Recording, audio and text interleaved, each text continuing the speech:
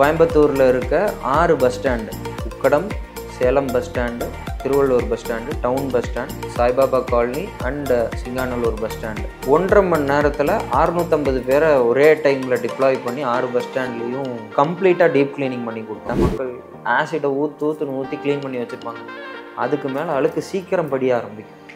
அதை போய் நாங்கள் க்ளீன் பண்ணாலும் எங்களால் அந்த ஒயிட் ஃபார்மேஷனோ சால்ட்டு கண்டென்ட் இருக்க தண்ணி தான் இப்போ நிறையா இருக்குது. அதனால வர்ற ஒயிட் ஃபார்மேஷனை ரிமூவே பண்ண முடியாது. இப்போ என் பொண்ணுக்கு வந்து வாஷ்ரூம் யூஸ் பண்ணணுன்னு சொல்லி சொன்னதுனால அங்கே போனோம். இங்கே உள்ளே போக கூட இல்லை, நான் போக மாட்டேன்னு ரிட்டர்ன் வந்துட்டா. இந்த இது வந்து எங்களுக்கு இனிஷியேட் ஆனதுக்கு காரணம் என்னோடய பொண்ணுன்னு தான் சொல்லணும். மைல்டு கலர் டைல்ஸ் தான் யூஸ் பண்ணுறாங்க. லைட்டாக டேப்பராக பார்த்தீங்கன்னா உங்களோட கால் ஸ்டாம்பிங்ஸ் ஃபுல்லாக தெரியும். ஃபுல்லாக எல்இடி லைட்ஸ் போட்டுருப்பாங்க.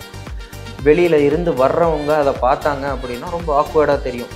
தொடச்சிருக்காங்க, பட் அதில் ஸ்டாம்பிங்ஸ் இருக்குது. பட்டர்ஃப்ளை எஃபெக்ட்னே சொல்லலாம். அந்த அளவுக்கு இருந்த மொமெண்ட் வந்து கவர்னர் சார்கிட்ட இருந்து எங்கள் கம்பெனிக்கு அவார்டு கிடைச்சது தான்.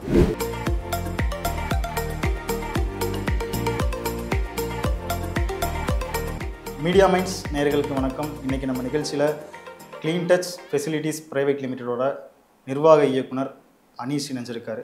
சார் வணக்கம். வணக்கம். இந்த துறை தேர்ந்தெடுத்து உள்ளே வந்ததுக்கான காரணம் என்ன? ஃபீல்டு வந்து எவர் லாஸ்டிங்க. மனுஷன் இருக்கிற வரையும் க்ளீனிங்கிறது மேண்டேட்ரியாக தேவை. ஒரு பிஸ்னஸ் பண்ணணும்னு ஸ்டார்ட் பண்ணோம். அதை எதில் பண்ணலாம், ஆனால் அது லாங் லாஸ்டிங்காக இருக்கணும். நம்ம இல்லைன்னாலும் அந்த பிஸ்னஸ் இருக்கணும் அப்படிங்கிறது ஒன்று மைண்ட் செட்டில் வச்சு தான் ஸ்டார்ட் பண்ணோம். பார்ட்னர்ஷிப் ஃபார்மாக ஸ்டார்ட் பண்ணி அதுக்கப்புறம் ப்ரைவேட் லிமிடெட் ஃபார்மாக கன்வெர்ட் பண்ணி ஐஎஸ்ஓ சர்டிஃபைட் கம்பெனி. இன்றைக்கி தமிழ்நாடு, சேலம், தமிழ்நாட்டில் இருக்க மேக்ஸிமம் ஏரியாஸ் கவர் பண்ணி பண்ணிகிட்ருக்கோம். கேரளாலையும் பண்ணுறோம், கர்நாடகாலையும் பண்ணுறோம். சார், இப்போது உங்களோட கம்பெனியில் என்ன மாதிரியான சர்வீசஸ்லாம் கொடுத்துட்ருக்கீங்க? நாங்கள் மெயினாக corporates, schools, colleges, hospitals, individual வீடுகளுக்கு ப்ளஸ் டாப் மோஸ்ட் கார்ப்பரேட்ஸ் வரையும் house keeping, pest control, security and deep cleaning services provide பண்ணிகிட்ருக்கோங்க. எங்களோட மேஜர் பார்ட்டு வந்து house keeping and pest control, deep cleaning services தான். ஒவ்வொரு கம்பெனிலையும் இருக்க மேஜர் இஷ்யூ அவங்களோட அக்கௌண்ட் ஸ்டாஃபோ ஹெச்ஆர் மேனேஜரோ இருக்காதுங்க. அன்றைக்கி காலையில் ஆஃபீஸை திறக்க போகிற செக்யூரிட்டி, திறந்ததுக்கப்புறம் நெக்ஸ்ட் ஆளாக வர வேண்டிய கிளீனர், இவங்க 2 பேரும் இல்லை அப்படின்னா அந்த ஹெச்ஆர் மேனேஜர் வாசலில் நின்று தான் வேடிக்கை பார்த்துட்டு வந்துருவாங்களான்னு பார்த்த பல கம்பெனிஸ் இன்றைக்கும் இருக்காங்க. அவங்களுக்கு உண்டான சொல்யூஷன் ப்ரொவைடராக தான் நாங்கள் உள்ள இன்றைக்கி மேஜர் ரோல் ப்ளே பண்ணுறோம். ஓகே. இந்த இண்டிவிஜுவல்ஸுக்கு மேக்ஸிமம் வீட்டில் எல்லாருமே வந்து ரெகுலராக க்ளீன் பண்ணிட்டு தான் இருப்பாங்க. அப்படின்ற பட்சத்தில் இவங்களுக்கு என்ன மாதிரியான தேவைகள் ஏற்படுது? எதனால் வந்து ஒரு கம்பெனியில் வந்து இந்த க்ளீனிங்காக வந்து ரெக்யூர்மெண்ட் அவங்கள்ட்ட இருந்து வருது? அவங்களோட ரெக்குயர்மெண்ட்டு நாங்களே பண்ணிடலான்னு நினைப்பாங்க ஃபஸ்ட்டு. அதுக்கு ஒரு லைவ் எக்ஸாம்பிள் எனக்கு தெரிஞ்ச ஒரு ஃப்ரெண்ட்ஸ் ஒருத்தர் இருக்காருங்க, ஒன் ஆஃப் த ஃப்ரெண்ட்ஸு. அவர் என்கிட்ட அவரோட ஃபெசிலிட்டியில் இருக்கிற டாய்லெட்டை டீப் க்ளீனிங் பண்ணி கொடுத்துருன்னு சொல்லிட்டு போயிட்டார். நாங்கள் கம்ப்ளீட்டாக க்ளீன் பண்ணி கொடுத்துட்டோம். க்ளீன் பண்ணி கொடுத்ததுக்கப்புறம் என்கிட்ட கேட்டார், இத்தனை நாள் எனக்கு இதுதான் டைலோட கலர்னே எனக்கு தெரியாதுப்பா, அந்த அளவுக்கு மாற்றி கொடுத்துருக்கீங்க. நான் டைலை கம்ப்ளீட்டு சிப் பண்ணி புதுசு போடலான்ட்டே இருந்தோம். பட் இந்த சர்வீஸ் இருக்குதுன்னு தெரிஞ்சதுன்னா 25,000-30,000 ரூபா செலவாகிற இடத்துல மினிமல் காஸ்ட்டில் நீங்கள் பண்ணி கொடுத்துட்டீங்க. நான் நினச்சி கூட பார்க்கல இவ்வளோ சூப்பராக வரும்னு. எல்லாத்தோட மைண்ட் செட்டும் என்ன, டீப் கிளீனிங்க்கு கூப்பிட்றோம் அப்படின்னா ஆசிட் வாஷ் பண்ணி கொடுங்க அப்படின்னு தான் கஸ்டமர் மெயினாக சொல்லுவாங்க. அது எவ்வளோ தப்பான விஷயங்கிறது பல பேர்த்துக்கு தெரியாது. ஆசிட்டுங்கிறது ஒரு விஷயத்த டாய்லெட்குள்ளார யூஸ் பண்ண ஆரம்பித்தோம் அப்படின்னா அந்த டாய்லெட்டுக்கு 4 to 5 இயர்ஸ்க்குள்ளார கம்ப்ளீட் டாய்லெட்டும் ரீஸ்டோர் பண்ணி ஆகணும். டாய்லெட் சீட் கவர்ஸோட மேலே இருக்கிறது பிளாஸ்டிக், உள்ளே மட்டும்தான் செராமிக். இந்த மாதிரி இருக்கிறதுனால நம்ம வந்து அந்த ப்ராப்ளமை அவங்களுக்கு சொல்யூஷனாக நம்ம ப்ரொவைட் பண்ணிக்கிறோம். ப்ராப்பரான MSDS சர்டிஃபைடு கெமிக்கல்ஸ் யூஸ் பண்ணி தான் பண்ணுறோம். பொதுவாக ஒரு வீட்டில் ஒரு 4 பேர் இருக்காங்க, அங்கே வீட்டில் வந்து ஒரு டாய்லெட் இருக்குது அப்படின்னா அந்த டாய்லெட்டை வந்து எப்படி மெயின்டைன் பண்ணணும்? ஒன் டைம் டீப் கிளீனிங் பண்ணதுக்கப்புறம் நாங்களே 15 days ஒன்ஸு AMC டைப்பில் வந்து க்ளீன் பண்ணி கொடுக்குறோம். இல்லை நாங்கள் பார்த்துக்குறோம் அப்படின்னு சொல்கிறவங்கக்கிட்ட நாங்கள் சொல்லுவோம், சைடு வால் டைல்ஸில் இருந்து மேலே இருந்து கீழே வரையும் க்ளீன் பண்ணுங்கள், ஃப்ளோரை க்ளீன் பண்ணுங்கள், அதுக்கப்புறம் கார்னர்ஸ் க்ளீன் பண்ணுங்கள், எஸ்எஸ் ஃபிட்டிங்ஸ் க்ளீன் பண்ணுங்கள், ஃபைனலாக பவுலை க்ளீன் பண்ணி வாட்டர் வாஷ் பண்ணுங்கள். ரொம்ப ஹார்டான கெமிக்கல்ஸ்லாம் யூஸ் பண்ணாதீங்க. இது வந்து சைடு டைல்ஸ், ஃப்ளோர் டைல்ஸ்லாம் வந்து 3 to 4 days ஒன்ஸ் க்ளீன் பண்ணால் போதும், மோர் தென் இனஃப். பட் டாய்லெட் ஒரு டே விட்டு ஒரு டே கண்டிப்பாக பண்ணணும், ஒரு நாள் விட்டு ஒரு நாள் கண்டிப்பாக பண்ணணும். வாஷ் பேசின்ஸ் ரெகுலராக க்ளீன் பண்ணணும். SS fittings 4 to 5 days once clean பண்ணால் போதும். இதை ரெகுலராக மெயின்டைன் பண்ணாங்கன்னா எங்களோட ஒர்க்கே அங்கே தேவைப்படாது. ஒரு கட்டத்துக்கு மேலே அவங்க இந்த டைம் லிமிட்டை பெருசு பண்ணிட்டாங்க அப்படின்னா தான் எங்களோட மேஜர் ரோல். ரெகுலர் டச்சுக்கு ஒரு டைலில் 4 to 5 days ஒன்ஸ் ஒரு டைல் டச் ஆகுது அப்படின்னா 8 ஷேப்பில் கரெக்டாக க்ளீன் பண்ணிட்டு வராங்க அப்படின்னா டெஃபினட்டாக அந்த டைலோ டாய்லெட்டோ நீட்டாக மெயின்டைன் ஆகும். அதில் மெயினாக எல்லாம் பண்ணி முடித்ததுக்கப்புறம் வைப்பருங்கிற ஒரு எக்யூப்மெண்ட் அவங்க கையில் இருக்கணும். Floor wiper. டாய்லெட்டை என்றைக்குமே ட்ரையாக தான் வச்சுருக்கணும். வெளியில் இருந்து வர ஸ்டாம்பிங்ஸ்னாலேயே டாய்லெட் அழுக்காகும். தண்ணி ஊற்ற மாட்டாங்க, ஸ்டாம்பிங்ஸ்க்கு தண்ணியும் ஊற்ற மாட்டாங்க. டாய்லெட் ட்ரையாக இருந்ததுன்னா அந்த ஸ்டாம்ப் நம்ம கால்லையோ எதுலேயோ இருக்கிற அழுக்கு வந்து அந்த ஃப்ளோருக்கு வராது. அதே டாய்லெட்டை மெயின்டைன் பண்ணுறதுக்கு மோர் தென் இனஃப். சார், இப்போ பேசிகிட்டு இருக்கும்போது சொன்னீங்க ஏதோ ஒரு ஷேப் ஒன்று சொன்னீங்க டைல்ஸ் க்ளீன் பண்ணும்போது, அதுக்குன்னு ஒரு ப்ரொசீஜர் இருக்கா? டைல்ஸ் தான் க்ளீன் பண்ணணும். ஆமாங்க. ஃப்ளோர் டைல்ஸை மாப் பண்ணுறதுங்கிறது 8 ஷேப்பில் தான். 8ங்கிறது இப்படி 8 இல்லைங்க, ரெக்டாங்குலர் ஷேப்பில் 8. இந்த ஷேப்பில் பண்ணோம். ஃபஸ்ட்டு எட்ஜஸை க்ளீன் பண்ணோம், எட்ஜஸ்க்கு ஸ்ட்ரைட் மாப்பு, அப்புறம் எட்ஜஸ் டச் ஆகாமல் 8 ஷேப்பில் பண்ணணும். ஏன் ஃபஸ்ட்டு எட்ஜஸ் பண்ணுறோம் அப்படின்னா, நீங்கள் மாப் போடுறப்ப பார்த்தீங்கன்னா பல வீட்டில் பாருங்கள் ஒயிட் கலர் பெயிண்ட்ஸ் அடிச்சிருப்பாங்க. சைடில் பார்த்தீங்கன்னா அந்த மாப்பு டெய்லி தட்டின அழுக்கு இருக்கும். இது இல்லாமல் இருக்கணும் அப்படின்னா மாப்பை வந்து நேராக வச்சு ஒரே ஒரு வைப், 2 கார்னர்ஸும் எட்ஜஸை வந்து ஸ்ட்ரைட் வைப் தான் பண்ணணும். சென்டரை தான் நம்ம 8 ஷேப்பில் பண்ணணும். அதுவும் ரெக்டாங்குலர் ஷேப்பில் 8 ஷேப்பில் பண்ணோம்னா நீட்டாக இருக்கும். ட்ரையாக தான் ஆகும். சொதன்னு சில இடத்துல போவாங்க, அதுக்கப்புறம் நடப்பாங்க. அதில் கால் ஸ்டாம்பிங்ஸ் தெரியும். லைட் கலர், இன்றைக்கெல்லாம் மைல்டு கலர் டைல்ஸ் தான் யூஸ் பண்ணுறாங்க. லைட்டாக டேப்பராக பார்த்தீங்கன்னா உங்களோட கால் ஸ்டாம்பிங்ஸ் ஃபுல்லாக தெரியும். ஃபுல்லாக எல்இடி லைட்ஸ் போட்டிருப்பாங்க. வெளியில் இருந்து வர்றவங்க அதை பார்த்தாங்க அப்படின்னா ரொம்ப ஆக்வர்டாக தெரியும். தொடச்சிருக்காங்க பட் அதில் ஸ்டாம்பிங்ஸ் இருக்குது அப்படிங்கிறது. பட் இந்த மாதிரி ட்ரையாக நல்லா புழிஞ்சு மாப் பண்ணாங்க அப்படின்னா அந்த இடம் ஃப்ரெஷ் அண்ட் க்ளீனாக இருக்கும். சைடு டைல்ஸுமே, டாய்லெட்ஸ் இருக்கிற சைடு டைல்ஸுமே சர்க்குலர் ஷேப்பில் க்ளீன் பண்ணாங்கன்னா எல்லா எட்ஜஸும் டச் ஆகும். அதுக்காக தான். இல்லாட்டி இப்படி போய் இப்படி வந்து இப்படி அதெல்லாம் இல்லாமல் சர்க்குலர் ஷேப்பில் பண்ணுறோம் அப்படின்னா, ஏன் மிஷின் வந்து இந்த க்ளீனிங் மெஷின்ஸ்லாம் சர்க்குலர் ஷேப்பில் சுற்றுதுன்னா எல்லா இடத்தும் டச் ஆகணும் அப்படிங்கிறதுக்காக தான். கார்னர்ஸ் மட்டும் நம்ம கான்சன்ட்ரேட் பண்ணால் மோர் தென் இனஃப். டாய்லெட்டோ வீடோ ஃப்ளோர் டைல்ஸோ நீட்டாக மெயின்டைன் ஆகும். நம்ம மக்களுக்கு வந்துட்டு பொதுவாக இந்த கெமிக்கல்ஸ் மேலே இருக்கக்கூடிய புரிதல் வந்துருச்சுங்களா? என்ன கெமிக்கல்ஸ் யூஸ் பண்ணணும், எது வந்து யூஸ் பண்ணக்கூடாது, இந்த இடத்துக்கு இது தான் யூஸ் பண்ணணும் அப்படின்ற இதெல்லாம் ஓரளவுக்கு தெரிஞ்சிருக்காங்களா? இல்லைங்க, அது சொல்லணுன்னா இன்னும் டெவலப்டு சிட்டிஸ் அப்படின்னு போனாலுமே அவங்களுக்குமே தெரியாது. ஏன்னா மல்டிபர்பஸ்னு வாங்குறாங்க, செப்பரேட்டாக நிறைய கெமிக்கல்ஸ் வாங்குறாங்க. பட் ஒரு 2 to 3 டாய்லெட்ஸுக்கு அதாவது கெமிக்கல்ஸ் இருந்தாவே மோர் தென் இனஃப். ஒரு டாய்லெட்டோ வீடோ மெயின்டைன் பண்ண ஃப்ளோர் கிளீனர் செப்பரேட்டாக, டாய்லெட் பவுல் கிளீனர் செப்பரேட்டாக, மல்டிபர்பஸ் கிளீனர் செப்பரேட். இந்த இது இருந்ததுனாவே ஒரு வீட்டோட கம்ப்ளீட் ஏரியாவுமே க்ளீன் பண்ணிக்கலாம். எக்ஸப்ட் கிளாஸை தவிர. கிளாஸ்க்கு செப்பரேட்டாக கிளாஸ் கிளீனர் வேணும். அண்ணாச்சி கடையில் ஆசிடை வாங்கிட்டு வந்து க்ளீன் பண்ணுறவங்க இன்றைக்கும் இருக்கத்தான் செய்கிறாங்க. அவங்களோட டைல்ஸு, சானிட்டரி வேர்ஸோட லைஃப் வந்து கம்மியாகிக்கிட்டே தான் இருக்கும். வச்சு க்ளீன் பண்ணுறாங்க, ஆசிட் யூஸ் பண்ணி க்ளீன் பண்ணுறாங்கன்னா காஸ்ட் வைஸ் ரொம்ப கம்மி. பட் அதோட எண்ட் ரிசல்ட் என்டையர் டாய்லெட்டோட side tiles, floor tiles, SS fittings, sanitary wares எல்லாத்தையுமே சேஞ்ச் பண்ணுறப்போ இங்கே நீங்கள் ஒரு தடவை யூஸ் பண்ண வேண்டிய அமௌண்ட்டை more then 10 to 20 times use பண்ணி என்டையர் இதையும் சேஞ்ச் பண்ண வேண்டியது இருக்கும். அவ்வளோதான் டிஃப்ரென்ஸ். ஃபினைலை யூஸ் பண்ணி ஃப்ளோரை துடைக்கிறது அப்படி ஒரு விஷயமே கிடையாது. அது ஒரு டீஆர்டரைசர். டாய்லெட் பவுல்ஸில் க்ளீன் பண்ணதுக்கப்புறம் ஊற்றிட்டு போக வேண்டிய ஒரு விஷயம். கார்னர்ஸில் வாஷ் பேசின் ட்ராப்ஸ்குள்ளார ஊற்ற வேண்டிய விஷயத்தை தான் இன்றைக்கி நம்மளுங்க ஆல்ரெடி அவனே விற்கிறவனே தண்ணி கலைச்சி தான் கொடுக்குறான். அதை திருப்பியும் தண்ணியில் ஊற்றி அது எதுக்கு ஊற்றுறாங்கன்னு கூட தெரியாமல் இன்றைக்கும் ஃபினைலை பக்கெட்டில் முக்கி ஃப்ளோரை துடைச்சிட்டு தான் இருக்காங்க. வேஸ்ட்டு. அது ஒரு ஃப்ளோர் கிளீனரே கிடையாது, அது ஒரு டீஆர்டரைசர். கிளீனிங் அப்படின்றது வந்து பொதுவாகவே எல்லாருக்கும் தேவைப்படக்கூடிய ஒரு விஷயம். அதே மாதிரி அதில் ஒரு 8 வருஷமாக நீங்கள் இருக்கீங்க அப்படின்னா அதில் ஒரு நெகிழ்ச்சியான சம்பவங்கள் ஏதாச்சும் இருக்கா? கண்டிப்பாங்க.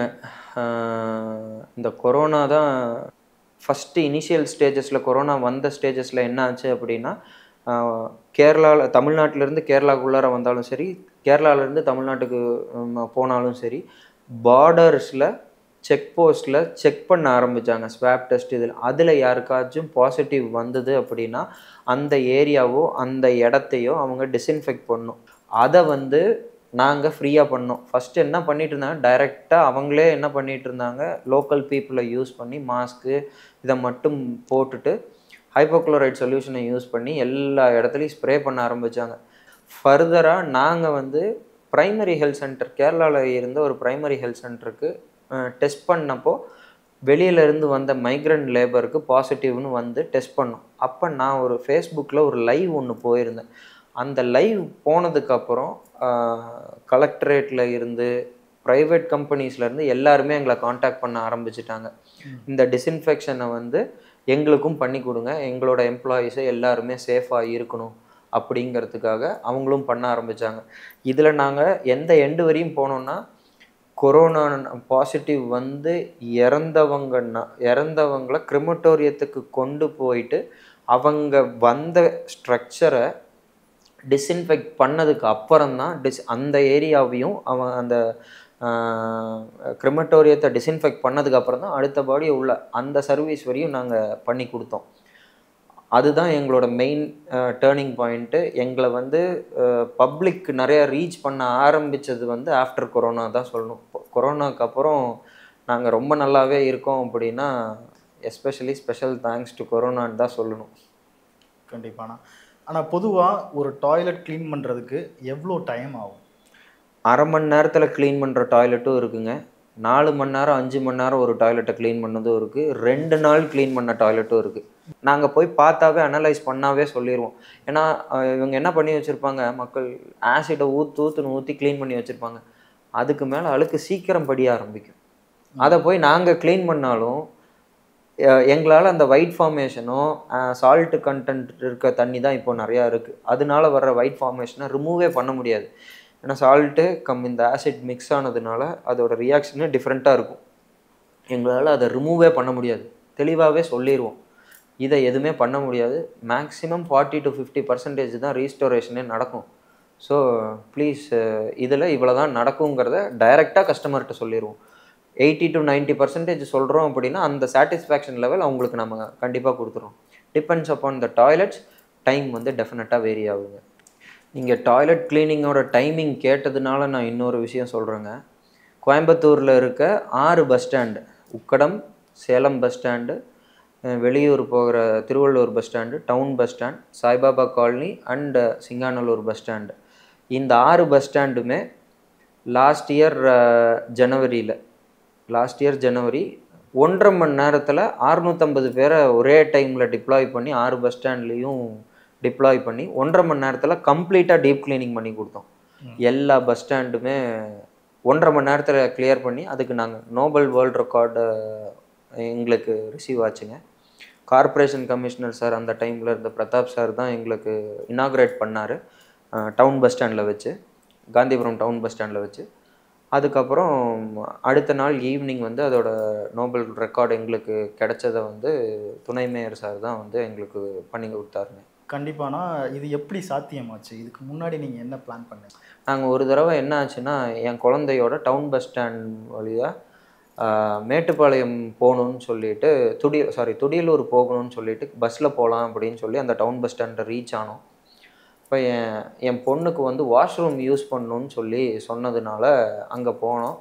என் பொண்ணு ஸ்கூல்லையே டாய்லெட் க்ளீனாக இல்லைன்னா, எல்கேஜி தான் படிக்கிறா, ஸ்கூல்லையே டாய்லெட் க்ளீனாக இல்லைன்னு அங்கே இருக்க ஆயம்மாகிட்ட கூப்பிட்டு சொல்லிடுவா, யூஸ் பண்ணாமல் திருப்பி வந்துடுவா. அந்த இது சின்ன வயசுலேருந்தே அவளுக்கு இருக்குது. இங்கே உள்ளே போக கூட இல்லை, நான் போக மாட்டேன்னு ரிட்டர்ன் வந்துட்டா. அன்னைக்கு தான் நாங்கள் பஸ்ஸுக்கு ஏறினதுக்கப்புறம் நானும் என் ஒய்ஃபும் அன்னைக்கு தான் டிசைட் பண்ணோம், நம்ம ஏன் பஸ் ஸ்டாண்டை கான்சன்ட்ரேட் பண்ணக்கூடாது. நாங்கள் ஒரு பஸ் ஸ்டாண்ட் தான் ஸ்டார்ட் பண்ணோம். அந்த டைம் கார்ப்பரேஷனோட அட்வொகேட் டீமில் இருந்தவங்க என்னோட க்ளோஸ் ஃப்ரெண்டுங்க, அன்பு செழியன் சார்னு சொல்லிட்டு. அவர் மூலயமா கார்ப்பரேஷன்ஸில் இருக்க கமிஷனர் சாரை பார்த்தோம், பிளானை சொன்னோம். ஒன்றுக்கு தான் பிளானை போட்டு போய் அவர்கிட்ட ப்ரெசென்ட் பண்ண போகிறப்ப எப்படி பண்ண போகிறீங்கன்னாரு. சார் 6 பஸ் ஸ்டாண்டு அப்படின்னு சொல்லிட்டேன், எத்தனை பேர் என்னங்கிறது நீங்கள் ஃபர்தராக டீட்டெயில் கொடுங்கன்னு ஓகேன்னு அவரும் இமீடியட்டாக சொல்லிட்டாரு. ஃபர்தராக இருக்கிறத நாங்கள் எங்கள் டீமோட ஃபர்தராக வந்து தான் டிசைடே பண்ணோம், எப்படி பண்ண போகிறோம், இத்தனை பேர் வேணும், இங்கே எத்தனை பேர் வேணும் அப்படின்னு சொல்லி தனித்தனியாக டிப்ளாய் பண்ணி அங்கே தனித்தனியாக சூப்பர்விஷனு எல்லாத்தையுமே பண்ணதுக்கப்புறம் தான் இந்த இந்த இது வந்து எங்களுக்கு இனிஷியேட் ஆனதுக்கு காரணம் என்னோட பொண்ணுன்னு தான் சொல்லணும். இன்னுமே மக்கள்கிட்ட வந்து யாரோ தெரியாத ஒருத்தரை வந்து நம்ம வீட்டுக்குள்ளே விடணுமா அப்படின்ற ஒரு தயக்கம் வந்து இருக்குது. அப்படி இருக்கும்போது அந்த மக்கள் வந்து எப்படி வந்து ஒரு கம்பெனிகிட்ட போய் ஃபோன் பண்ணி எனக்கு இந்த மாதிரி ஒரு ரெக்யூர்மெண்ட் இருக்குங்க, என் பாத்ரூம் க்ளீன் பண்ணுங்கன்னு சொல்கிறதுக்கு இன்னுமே வந்து அச்சப்பட்டுட்டு இருக்காங்க. அவங்களுக்கு நீங்கள் என்ன சொல்ல வரீங்க? இதில் பயப்படணுங்கிறதுக்கெலாம் எதுவுமே இல்லைங்க. ஏன்னா நாங்கள் எம்ப்ளாயீஸை எடுக்கிறப்பவே பேக்ரவுண்ட் வெரிஃபிகேஷன் 100% பார்த்துட்டு தான் உள்ளேயே எடுப்போம். அதுக்கப்புறம் தான் அவங்களுக்கு 1 month ட்ரைனிங், அப்புறம் தான் அவங்களுக்கு போஸ்டிங்கே பண்ணுவோம். ஒரு கஸ்டமர் வீட்டுக்குள்ளார போகணுன்னா என்னென்ன அவங்க பண்ணணும் பண்ணக்கூடாது, கஸ்டமரே டீ குடிக்கிறியா காஃபி குடிக்கிறியான்னு கேட்டாலும் நோ தவிர வேறு எதுவும் சொல்லக்கூடாதுங்கிறத கிளியராக அவங்களுக்கு மென்ஷன் பண்ணியே சொல்லுவோம். அவங்கள வீட்டுக்குள்ளே விட்டால் என்ன நடக்கும், அவங்க பண்ணுவாங்களா இல்லையா, பண்ணாமல் போயிடுவாங்களா, இல்லை ஏதாச்சும் மிஸ்பிஹேவ் பண்ணுறதுக்கு ட்ரை பண்ணுறாங்களா வைக்கிறாங்களா, அந்த மாதிரி தான் அவங்களோட மென்டாலிட்டி இருக்குமே தவிர வேறு எதுக்கும் அவங்க பயப்படணுங்கிற. பட் எங்களோட டீமில் இருந்து நாங்கள் என்ன சொல்லுவோம் அப்படின்னா, ப்ரொஃபஷ்னலி ட்ரெயின்டு பீப்புள் வந்தால் டாய்லெட்டை தாண்டி அவங்க கஸ்டமர் இல்லாமல் இன்னொரு இடத்துக்கு கூட அவங்க போக மாட்டாங்க. அடுத்த ரூமுக்கு ட்ரான்ஸ்ஃபர் ஆகணுன்னாலும் கஸ்டமரோட பர்மிஷன் கேட்டுட்டு தான் போவாங்க. சாவியோ ஒரு பின்னு கூட அந்த சைடு இந்த சைடு நவராது. எப்படி வச்சாங்களோ அவங்களுக்கு தான் நாம் ப்ரெசன்டேஷனாகவே கொடுத்துருவோம். பிஃபோர் அண்ட் ஆஃப்டர், வீட்டுக்குள்ளார போகிறப்ப வீடியோ, வீட்டில் இருந்து வெளியில் வர்றப்ப வீடியோ, ஒரு இன்ச்சு கூட அந்த சைடு இந்த சைடு நவராது.